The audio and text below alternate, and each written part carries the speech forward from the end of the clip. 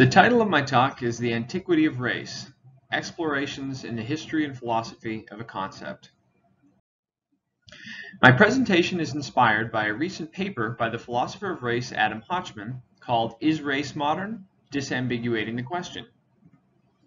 Hochman points out that while the dominant or consensus view among race scholars has been that race is modern, there is an emerging body of literature challenging the consensus. This new literature argues variously that race originates in the medieval period or even in antiquity. Recently, Charles Mills has also noticed the emerging challenge to the consensus origin story about race. He said the following: "The orthodox view was that race was a product of European expansionism in modernity, colonialism, imperialism, racial chattel slavery, white settler states. Modernity was a pre-racial period, but given the new commitment, even nominal, to human moral equality in modernity, you need race to reconcile Europeans' differential treatment of themselves and their treatment of what become non-whites. Race and racism are the rationales for a system of modern domination that does not respect the equality, moral and juridical, though undercut by material disadvantage, of modern capitalist wage labor." So you can see how this account has an intuitive plausibility to it, he says. But he goes on, the historical scholarship on race is now providing support for no less than 3 different periodizations of it: race as modern, race as ancient, and race as medieval. So consider the following 2 books, whose titles reflect their theses: Benjamin Isaac's The Invention of Racism in Classical Antiquity, and Geraldine Heng's The Invention of Race in the European Middle Ages. Now, Hochman argues that the seeming intractability of the debate about the historical origin of race is due to the ambiguity of the question, is race modern? He seeks to disambiguate the question into 6 distinct questions. Doing this, he thinks, will clear up some of the confusion and allow us to move the debate forward. He then provides his own answers to the 6 questions, hoping to settle the debate once and for all. I think Hochman's paper and his disambiguation of the question into 6 questions are immensely helpful and stimulating. However, I think that his own answers to these questions rely on an incomplete canvassing of the historical research on race. Of course, this is forgivable as there is an immense amount of material, potentially including all known human history. So I myself do not claim to have mastered all the relevant historical material, but I do think I can plug some of the gaps in Hochman's account. Specifically, I want to look at how asking after race in the Muslim Middle Ages leads to the suggestion that race is quite a bit older than Hochman suggests and may even be of ancient provenance. So the issue of race in the medieval Islamic world is virtually absent in the philosophical literature. The one exception is a paper by Paul A. Hardy, Medieval Muslim Philosophers on Race, which was published as part of a collection in 2002. Recently, philosopher of race G.K. Jeffers has highlighted the importance of this period when he said this: "One form of pre-modern race thinking is that which can arguably be found in medieval thought, especially that of the Islamic world. The most convincing philosophical account of how modern racialism differs from that which precedes it must, in my view, pay serious attention to this part of the world's intellectual history." So Hochman's 6 questions are the following: Is the concept of race modern? Is there a modern concept of race that is distinct from earlier race concepts? Are races themselves modern? Are racialized groups modern? Are the means and methods associated with racialization modern? And finally, are the meanings attached to racialized traits modern? Now, here in this presentation, I want to focus just on the first question: Is the concept of race modern? Once we have a clear answer to this question, I think the other answers should fall into place. And we can always discuss the other questions and possible answers to them in the Q&A. A note on periodization. Hochman adopts a conventionalist approach to historical periodization with which I am in complete agreement. We both acknowledge that these date ranges are being used purely as a matter of convenience and will very likely change, or have already changed, in the specialist literature. In other words, there is no deep meaning to these date ranges and this way of dividing history, at least for the purposes of this presentation. So for the purposes of this presentation, antiquity will be roughly before 500 CE or AD, the Middle Ages or the medieval period or the post-classical era, whatever you want to call it, is going to be roughly between 500 and 1500, and modernity or the modern period is after 1492. So as Hochman puts it, I will adopt the conventional dating of the beginning of modernity at 1492, the year in which Columbus arrived in the New World and the Jews were expelled from Spain. So is the concept of race modern? Hochman's answer is that the earliest race concept originates with the purity of blood statutes in Spain, first issued in 1449, and that, quote, this marks a break with ancient and earlier medieval approaches to group membership. Thus, the concept of race is late medieval.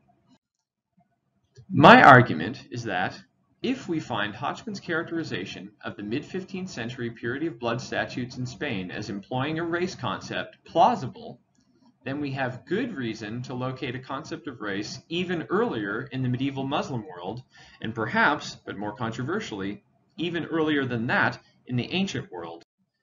More specifically, this earlier race concept meets the same criteria for a race concept, which lead Hochman to conclude that the mid-15th century purity of blood statutes employed a race concept. So let's look at the historical context of mid-15th century Spain and the purity of blood statutes. With the almost complete Christian reconquest of Spain in the 14th and 15th centuries and the end of Muslim rule, Jews and Muslims were converting in significant numbers to Christianity, which gave them full citizenship. This angered the old Christians, who complained that it was impossible to tell a natural Christian from a Jewish or Moorish convert.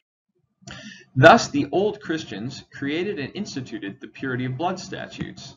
So according to Norman Roth, who Hochman quotes, according to the notorious doctrine of limpieza de sangre, or purity of blood, Jews and Jewish converts constituted a race, and of course the same went for Muslims.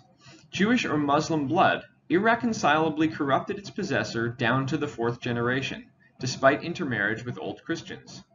This doctrine removed the sincerity of converts and their descendants from consideration, and made opposition to Jews and Muslims a biological issue.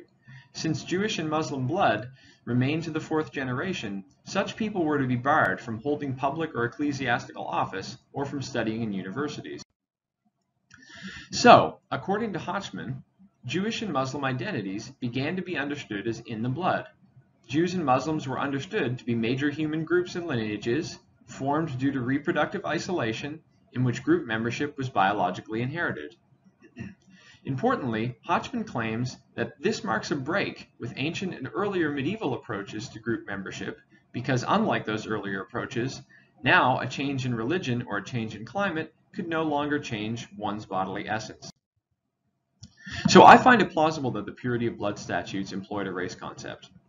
But I disagree with Hochman that this marks a break with ancient and earlier medieval approaches to group membership because a change in religion or a change in climate could no longer change one's bodily essence. So I disagree that the concept of race is late medieval. Rather than a break, I think there is significant continuity with earlier approaches to group membership. Thus, it is plausible that there is an even earlier race concept. First, consider the important qualification in the purity of blood doctrine that Jewish or Muslim blood irreconcilably corrupted its possessor down to the fourth generation, despite intermarriage with old Christians. Given the fact that the Muslims had ruled the Iberian Peninsula for several hundred years prior to Christian reconquest, and that Jews had continually lived under this rule, this rider was obviously included to protect old Christians themselves, many of whom no doubt had Jewish or Muslim ancestors. Therefore, while Hochman is right to say in this case that group membership was biologically inherited, this needs to be qualified. Group membership was inherited down to the fourth generation. Thus, old Christians, whose ancestors had converted to Christianity more than 4 generations earlier, were not tainted by their non-Christian ancestry or blood when the statutes were instituted. Likewise, after the statutes were instituted, descendants of new Christians, i.e., those tainted by Jewish or Muslim ancestry or blood, who were themselves Christians and whose Christian ancestry stretched back more than 4 generations, were by definition old Christians. Thus, while a change in religion could no longer change one's bodily essence immediately, it was not powerless to change it either, since after converting, one's descendants could become full Christians after 4 or some other number of generations. Indeed, the passage of Christian generations in one's lineage constituted the cleansing process. So for the purposes of my argument, the reason this is so important is because of Hochman's claim that the race concept employed in the purity of blood statutes marks a break with ancient and earlier medieval approaches to group membership because a change in religion or a change in climate could no longer change one's bodily essence. Now, Hochman's reference to change in climate is an allusion to ancient and medieval views that physical and/or biological characteristics of human groups were the result of climatological factors and so could presumably change with a change in climate. Hochman is implying that just as religious conversion could no longer instantaneously change one's bodily essence, a change in climate could no longer instantaneously change it either. But this assumes that all ancient and earlier medieval approaches to human group membership that might be contenders for an earlier race concept relied on the belief that human group membership based on physical and/or biological characteristics could change as soon as one converted or changed one's climate. But this is false. Many ancient and medieval views did hold that climate caused one's physical or biological and other characteristics, but they also held that these characteristics were inherited. Climate and inheritance. So as the scholar of race, racism, and color in antiquity, David Goldenberg, points out, for instance, the idea that black skin came about due to a change in seminal composition had wide currency in the ancient world. And to prove his point, he quotes the church father Origen. Among the whole of the Ethiopian race, says Origen, there is a certain natural blackness because of seminal inheritance, that in those parts the sun burns with fiercer rays, and that having once been scorched, the bodies remain darkened in the transmission of the inborn defect. So here we have climate causing a change in a human group's physical or biological characteristics, black skin and seminal composition, that is then inherited by that group's descendants. But did this mean that a sudden change in climate could immediately change these characteristics? It is not clear if any of the views entailed this, but at least some of them believed a change in climate would lead to gradual change in one's descendants. For instance, the famous Arab Muslim thinker Ibn Khaldun, who lived from 1332 to 1406, who, like many of his predecessors and contemporaries, propounded a climate theory based on 7 zones, the first and last representing intemperate climatic extremes in the south and north, while the temperate middle zones were just right, had the following to say. And in what follows, I've substituted black for the antiquated term Negro used by some of the translators.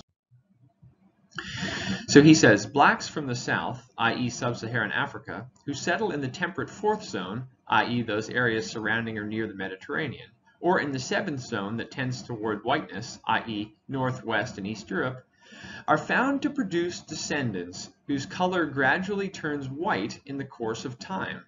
Vice versa, inhabitants from the north or from the 4th zone who settle in the south produce descendants whose color turns black. This shows that color is conditioned by the composition of the air.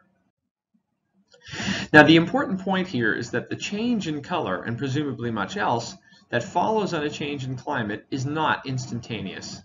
It is a gradual process that takes generations. Blacks who migrate north are found to produce descendants whose color gradually turns white in the course of time. So, continuity rather than a break. To return then to Hochman, he claims that the late medieval concept of race employed in the purity of blood statutes marks a break with ancient and earlier medieval approaches to group membership because a change in religion or a change in climate could no longer change one's bodily essence. However, as I have demonstrated, both this race concept and even earlier candidate concepts share the component that physical and/or biological characteristics of a lineage determining group identity can change gradually over the course of generations as a result of a change of religion or climate made in the present generation. Thus, we have continuity with ancient and earlier medieval approaches to group identity rather than a break with them. Hochman's criteria for a race concept. Now, I said before that I would identify an earlier race concept that meets the same criteria for a race concept which lead Hochman to conclude that the mid-15th century purity of blood statutes employed a race concept. Recall that for Hochman, the late medieval race concept contains 4 components. Races formed due to their reproductive isolation, Races constitute major human lineages. Races are major biological groups in the present, and race is biologically inherited. Although he does not say it outright, the component Hochman thinks is lacking in ancient and earlier medieval approaches to group membership must be 4. Race is biologically inherited, which is why he says that a change in religion or a change in climate could no longer change one's bodily essence. But as I have shown, being biologically inherited and being caused by a change in climate or religion are not mutually exclusive, neither for the late medieval race concept Hochman pinpoints, nor for earlier candidate race concepts. So, as Benjamin Isaac, author of The Invention of Racism in Classical Antiquity, points out, according to the ancient theory of the heredity of acquired characteristics, the characteristics acquired through environmental influences become stable and are inherited, even without the influence of the environment. Indeed, the stability and permanence are thus doubly assured twice. Climate and environment determine group characteristics, and these are inherited from generation to generation. Where's the racism? So far, in arguing that there is a medieval or even ancient race concept older than the late medieval one Hochman identifies, I have not mentioned racism. But the late medieval concept Hochman identifies is clearly racist. Its whole purpose is to assist in the persecution of the Jewish and Muslim races it purports to pick out. What then about the earlier race concept I am claiming to identify? Is it racist? Here I think Michael Hardiman's recent work on the concept of race can be of some help. Hardiman has argued persuasively for a distinction between a non-malefic, i.e. non-racist, minimalist biological race concept and the familiar and racist racialist race concept. According to the minimalist biological race concept, a race is a group of human beings that as a group is distinguished from other groups of human beings by patterns of visible physical features, whose members are linked by a common ancestry peculiar to members of the group, and that originates from a distinctive geographic location. Now, this seemingly innocuous minimalist biological race concept doesn't look terribly different from the late medieval basic race concept Hochman locates, which holds that races form due to the reproductive isolation, races constitute major human lineages, races are major biological groups in the present, and race is biologically inherited. Hardiman's reference to visible physical features is missing, but otherwise the two sets of criteria are quite similar. However, the late medieval concept contains a fifth component Hochman does not explicitly list, but that is signaled by his references to bodily essence, and this brings it much closer to the racialist race concept. According to Hardiman, the racialist race concept holds that each member of each race exhibits a fixed set of heritable physical, moral, intellectual, and cultural characteristics common and peculiar to his or her race, requires a strict correlation between a race's distinctive pattern of visible physical features and its constellation of moral, intellectual, and cultural characteristics, demands that a race possess a hidden or underlying biological structure, a biological essence that acts on each member of the race and accounts for the correlation between a race's distinctive pattern of visible physical features and its constellation of moral, intellectual, and cultural characteristics, and insists that a race be rankable on the basis of its constellation of moral, intellectual, and cultural characteristics. So clearly, the late medieval concept satisfies enough of the criteria for the racialist race concept to be considered racialist. New Christians with Jewish or Muslim blood are thought to be impure and cannot be trusted because of their inherited Jewishness or Muslimness. Thus, their biological essence is linked to moral, mental, and cultural qualities, and these are held to be inferior to those of Christians. Now, I am claiming that the late medieval race concept Hochman locates does not represent a break with ancient and earlier medieval candidate race concepts. Therefore, these earlier concepts must satisfy the criteria for the racialist race concept at least as well as the late medieval one Hochman identifies to count as race concepts. So finally, race and racism in the medieval Muslim world. In fact, the conceptual racialism and thus racism we find in the medieval Muslim world is truly breathtaking in its virulence. I can do no better than quote at length the late Africanist and Arabist John Hunwick on the matter. So Hunwick says, Mediterraneocentric theory had long taught that extreme heat in climate 1 and extreme cold in climate 7 produced distorted and savage human beings. As one got farther away from these regions, so climates became more moderate and people more civilized. It's not difficult to see where this is leading to. The fourth zone, which was right in the middle of the 7, and hence the most moderate in its climate and most civilized in its inhabitants, was the Mediterranean zone. This view of the world can be illustrated by two quotations. The first is a Persian geographer of the early 10th century who quotes someone whom he merely describes as a man of discernment in regard to Iraqis. So, the Persian geographer says the following. The people of Iraq have sound minds, commendable passions, balanced natures, and high proficiency in every art, together with well-proportioned limbs, well-compounded humors, and a pale brown color, which is the most apt and proper color. They have been well baked in wombs that do not expel them prematurely with a blondish or reddish color, with gray-blue eyes and whitish eyebrows, such as occurs to the wombs of the Slav women, or those like them or comparable to them. The wombs of their women do not overcook them until they are burnt, so that the child comes out something black or pitch black, malodorous and pungent smelling, with peppercorn hair, unbalanced limbs, a deficient mind, and depraved passions, such as the Zanj, the Ethiopians, and other blacks who resemble them. The Iraqis are neither unbaked dough nor one cooked and burnt, but between the two. So Hunwick says, Europeans then are unbaked or half-baked, and Africans are burnt. But while our author seems to hold only the Europeans' color against them, his description of Africans reveals prejudices which go beyond color and are formulated by racial stereotypes. Descriptions such as malodorous, with unbalanced limbs, a deficient mind, and depraved passions include indictments of moral character, but they are not uncommon in writers of the medieval period. So Hunwick goes on. Al-Damashqi, a 14th century Syrian writer who died in 1327, who draws copiously on earlier writers and adds little which is original, echoes some of these racial prejudices. So Al-Damashqi says, the equatorial region is inhabited by communities of blacks who are to be numbered among the savages and beasts. Their complexions and hair are burnt, and they are physically and morally deviant. Their brains almost boil from the sun's excessive heat. The human being who dwells there is a crude fellow, with very black complexion, burnt hair, unruly, with stinking sweat, and an abnormal constitution, most closely resembling in his moral qualities a savage or animal.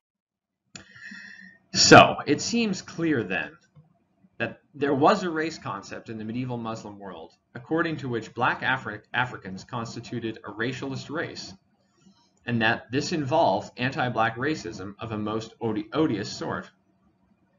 Therefore, the concept of race goes back to at least the 10th century and is medieval.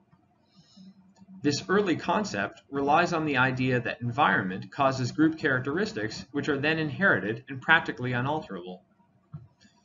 But as Benjamin Isaac writes, we find the theory of the inheritance of acquired characteristics in medieval Islamic sources in a form immediately derivative of the ancient Greek texts. This raises the possibility that the concept of race is, in fact, ancient. However, a discussion of this possibility will have to wait for the Q&A. Thank you.